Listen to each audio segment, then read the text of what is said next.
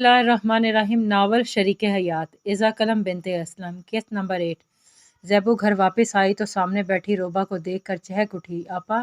इन दोनों माँ बेटी ने दरवाजे की जानिब देखा तो आंखें खुली रह गईं। वो कीचड़ से लथपथ काली चादर ओढ़े खड़ी थी। ज़ैबू, ये तेरा क्या बना हुआ है? बिना क्या है रोबा? फिर अपने दोस्तों के साथ शरारतें करती गिरी गई होगी। हयात रुक जाता है। मेरा उसका यूनिफॉर्म साफ करते इसे देखकर कौन कहेगा ये 10वीं जमात में पढ़ती है। ज़रा अक्ल नहीं। आजकल की लड़कियां इतनी होशियार हैं, उनका जहन बच्चों वाला शरारतों में लगा रहता है। ये हमें आजकल की लड़कियों वाला जहन चाहिए भी नहीं। अम्मा, वो बच्ची है, इसे बच्ची रहने दें। जब वक्त आएगा मैं समझा लूंगी इसे। बस बख्तावर पर थोड़ी सख्ती करें। इसे तो आप कुछ कहती नहीं है। ज़ेबू, गुड़िया नहा कर आओ, फिर बताना क्या हुआ है। गंदा बैग वहीं उतार कर वो अंदर आ गई। उसके गंदे पैर सफ़ेद फर्श पर छप गए थे, जिससे रोबा को कोफ्त हो रही थी। पानी गिराकर वाइपर फेरने लगी थी। तो रहने दो, मैं कर लूंगी, तू थक गई होगी। फिर तुझे वापस भी तो जाना है। मेरे पास बैठ जा थोड़ी देर। उनकी बात पर चलता हाथ रुक गया था। अब नहीं जाऊंगी, वापस आ गई हूँ हमेशा के लिए। कुछ पल खामोशी रही थी। इसने हैरत से अपनी माँ को देखा, जो आंखें फाड़े इसे देख रही थी। क्या हुआ अम्मा? बता मुझे तो क्या हुआ है? इसने गहरा सांस लेकर वाइपर कोने में रखा और बैठ गई। अतः सब कुछ बताने के बाद उसकी माँ कुछ ज़्यादा खुश नहीं थी। विरासत की तकसीम का तीसरा हिस्सा जो लौट आया था, फिर भी मुस्कुराना तो था ही नहीं। ये तो बहुत अच्छी बात है, चंगे लोग हैं और मतलब परस्त भी हैं थोड़े से। मतलब का अपाहज हैदर है, उनका नाम अपाहज ना कहें बार बार। हाँ हाँ, वही हैदर। अब चल नहीं सकता तो मेरी बेटी ही मिली थी फांसने के लिए। अच्छा किया जो छोड़ दिया इसे। अच्छा रुक, तेरे लिए ख़त आया। मुझे याद ही नहीं रहा कल आया था। वो ख़त लेने चली गई। वापसी पर उनके हाथ में एक सफ़ेद लिफाफा था और एक बंद फ़ोन। इसे अब याद आया था कि फ़ोन तो वो घर ही छोड़ गई थी बंद करके। ज़ेबू और बख्तू ज़्यादातर टीवी से ही झगड़ते थे, इसलिए इसका फ़ोन महफूज था। फ़ोन एक तरफ रख कर उसने लिफाफा खोला तो हल्की मुस्कुराहट होंठों को छू गई। उसकी माँ की आंखें भी चमक गईं थी। क्या हुआ रोबा? अम्मी यहाँ आने से पहले एक जगह नौकरी के लिए दरख्वास्त दी थी, वो मंजूर हो गई है। मुझे कल कराची जाना होगा। तनख्वाह भी 35,000 है। बहुत है, हॉस्टल का खर्चा भी निकल आएगा। आपको भी भेज दूंगी। उन्होंने प्यार से उसका हाथ थामा। तू ठीक है ना रोबा? मैं तेरी सौतेली हूँ, मगर इतनी भी बुरी नहीं हूँ कि तेरी फिक्र मुझे तेरी फिक्र ना हो। तू नहीं जाना चाहती तो यही ठीक है। हम उगते तो हैं फसलें हम उगाते तो हैं फसलें, जो आमदनी होती है वो काफ़ी है हम चारों के लिए। और तू रहेगी ना तो बख्तू और ज़ेबू भी काबू में रहते हैं। नहीं अम्मी, मैं जाना चाहती हूँ दूर, बहुत दूर। शायद अल्लाह पाक भी यही चाहते हैं, इसलिए तो पहली दरख्वास्त ही मंजूर होगी। और जो आमदनी है वो घर और बाहर के खर्चों पर निकल जाती है। बच्चे हैं, इनकी पढ़ाई है, सब आसानी से हो जाएगा। घर भी तो काफ़ी ख़राब हो गया है, उसका रंग रोगन करवाना है। मैं ठीक हूँ, कुछ जिम्मेदारियाँ हैं मेरी जो मुझे पूरी करनी है। तो अपनी सारी जिम्मेदारियाँ पूरी कर रही है। इसने सवालिया निगाहों से इसे देखा था। क्या पूरी नहीं की? नहीं, वैसे ही बोला सारी करेगी। जो जिसका हक की बात हक की भी हुई होगी। इसे हैरत में छोड़कर वो खुद किचन में चली गई थी। टीवी स्क्रीन उनके चेहरों को जगमगा रही थी। ज़ेबू ने रोबा की गोद में हाथ सर रखा हुआ था। माँ सो चुकी थी, बख्तू भी ऊँग रहा था। इसने सर झुकाकर देखा तो ज़ेबू भी सो गई थी। एक मोहब्बत की नज़र से इसने इन सब को देखा। कल इन सब से दूर वो कराची चली जाएगी। ज़ेबू का सर तकिए पर रखकर टीवी बंद करके वो बाहर सेन में आ गई थी। धुले फर्श से चमक कर निकली लाल टाइलें चांद की रोशनी में जगमगा रही थी। हल्की चलती हुई पत्ते पत्ते को अपने साज पर नचा रही थी। जूड़े से आज़ाद कुछ हवारा लटे भी हवा के साथ महवे रक्स थी हो गई थी।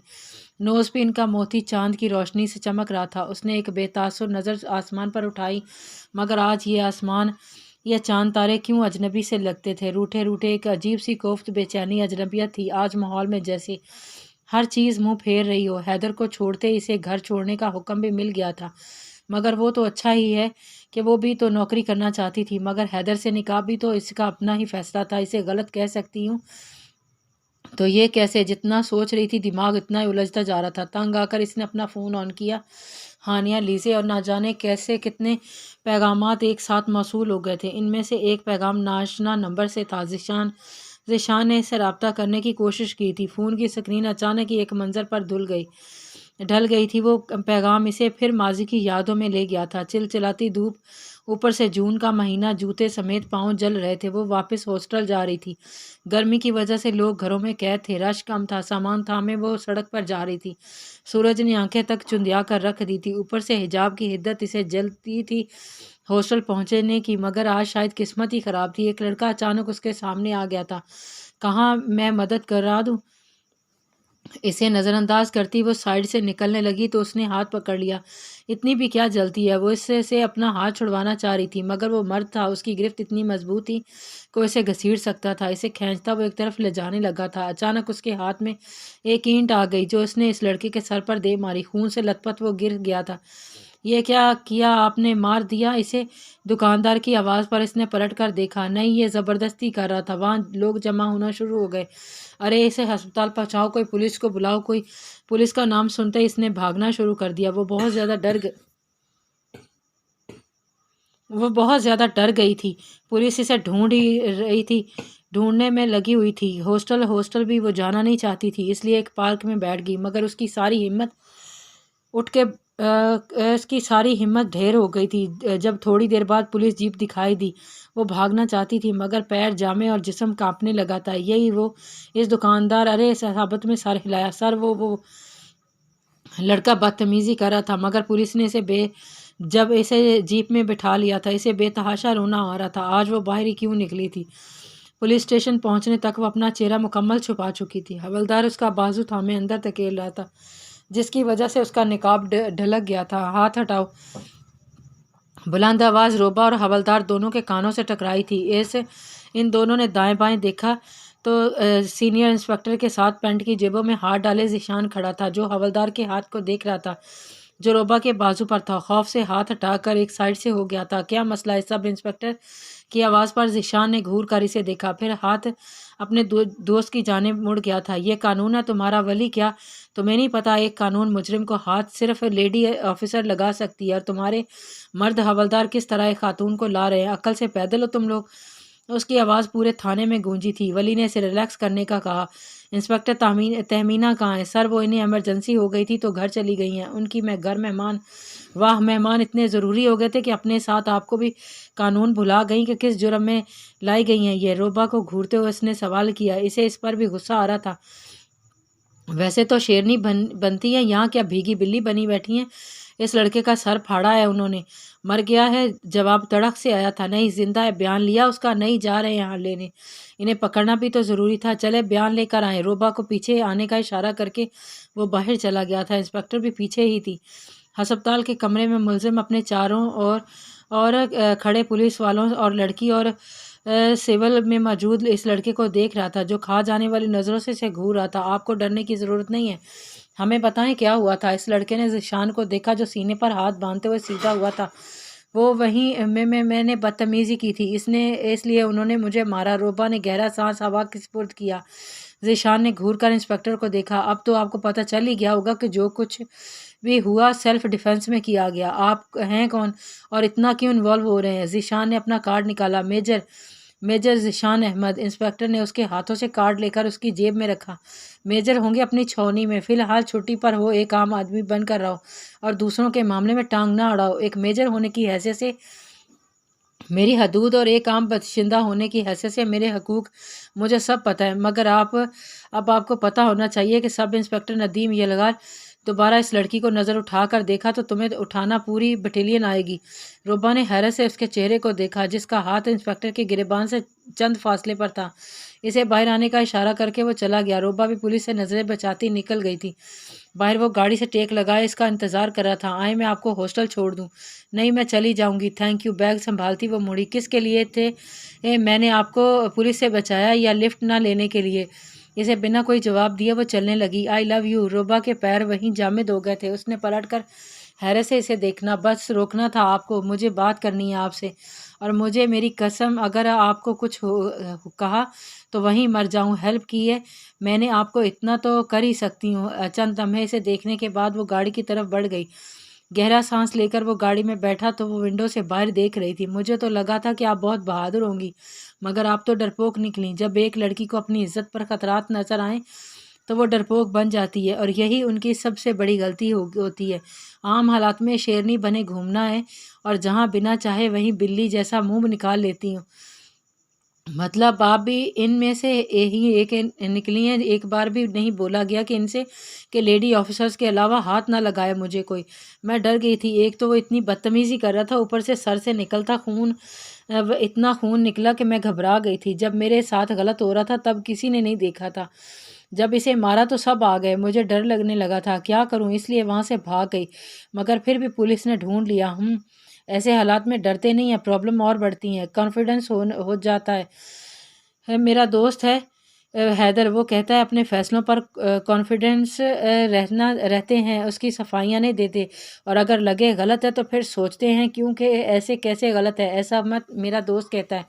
مگر وہ اس کی باتیں سن ہی کب رہی تھی، وہ تو باہر کسی گہری سوچ میں گم تھی۔ ہاسٹل آ گیا، اس کی آواز پر ایک دم ہی بریک لگی تھی، سامان اٹھاتی وہ جلدی سے باہر نکل گئی۔ پھر ملیں گے روبا، اس بار بات ادھوری رہ گئی ہے کہ حالات ایسے ہیں، ایسے میں اور کیا کرنا چاہیے۔ دوسری نظر اس پر ڈالے بغیر وہ ہاسٹل آ گئی تھی۔ بیڈ پر سامان رکھنے کے بعد اس نے پورے 2 گلاس پانی پیا تھا۔ گہرے گہرے سانس لینے کے بعد وہ ذیشان کے بارے میں سوچنے لگی تھی، سوچتے ہونٹ کب مسکرائے اٹھے اسے پتہ ہی نہیں چلا تھا۔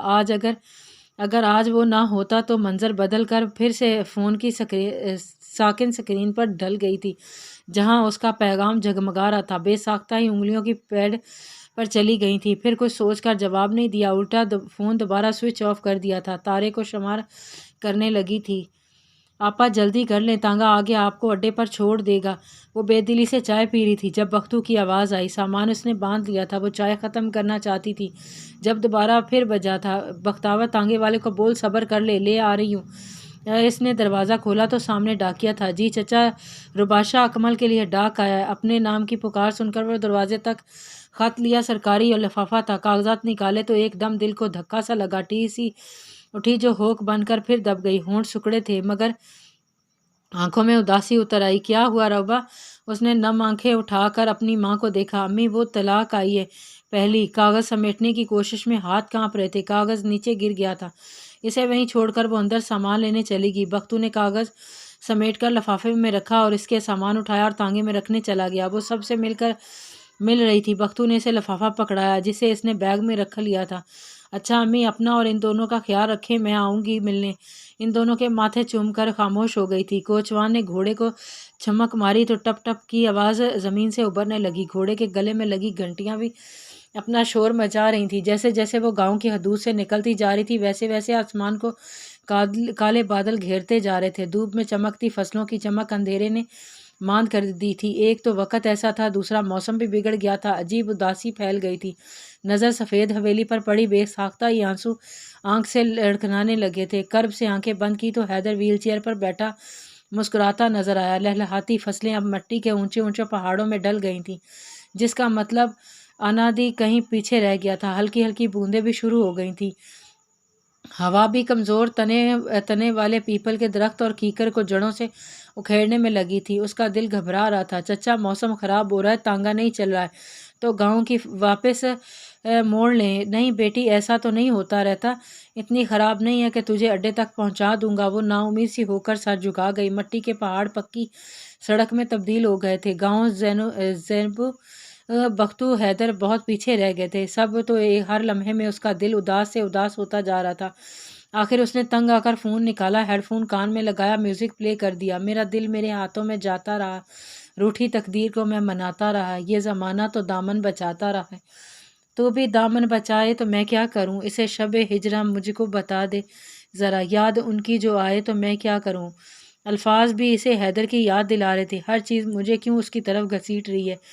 میرا فیصلہ بالکل ٹھیک ہے، میرا جانا ہی بہتر ہے۔ اڈے پر ایک بھگدڑ مچی ہوئی تھی۔ سروں پر اپنے بستے، بیگ، گتے رکھے بارش سے بچتے لوگ بسوں میں سوار ہو رہے تھے۔ کوچوان نے باحفاظت اسے بھی ایک بس میں سوار کر دیا تھا۔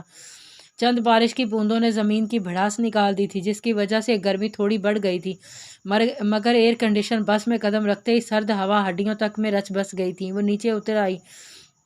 اے سی چل رہا ہے، میری طبیعت خراب ہوتی ہے۔ سامان اتارتے کوچوان نے کوئی دوسری بس دیکھی جو کراچی جاتی ہو، مگر کوئی بھی نہیں تھی۔ ہر گزرتا لمحہ موسم کو شدید کرتا جا رہا تھا۔